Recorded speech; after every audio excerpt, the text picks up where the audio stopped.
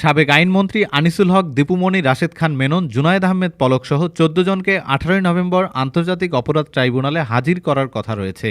বৈষম্যবিরোধী আন্দোলন ও সরকার পতনের আন্দোলনে নির্বিচার খুন, হত্যাসহ মানবতাবিরোধী অপরাধ ও গণহত্যার অভিযোগ রয়েছে তাদের বিরুদ্ধে।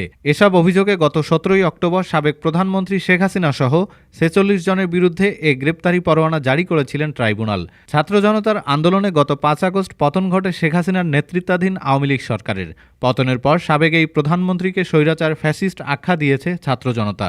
আন্দোলনে কমপক্ষে ১৫০০-এরও বেশি মানুষের মৃত্যুর কথা জানিয়েছে অন্তর্বর্তী সরকার। আহত হয়েছেন হাজার হাজার মানুষ। নজিরবিহীন এই হত্যাকাণ্ডের বিচার আন্তর্জাতিক অপরাধ ট্রাইব্যুনালে করার ঘোষণা দেওয়ার পর অন্তর্বর্তী সরকার গত ১৪ আগস্ট ৩ সদস্যের ট্রাইব্যুনাল গঠন করে। উল্লেখ্য, গত ১৭ অক্টোবর প্রথম বিচারিক কাজে বসেন ট্রাইব্যুনাল। বিচারিক কাজের প্রথম দিনেই শেখ হাসিনা সহ ৪৬ জনের বিরুদ্ধে গ্রেপ্তারি পরোয়ানা জারির ২টি আবেদন করা হয় প্রসিকিউশনের পক্ষ থেকে। দুটি আবেদনই আদালতে উপস্থাপন করে শুনানি করেন chief prosecutor Mohammad Tajul Islam. Desk report, আজ বার্তা, ঢাকা।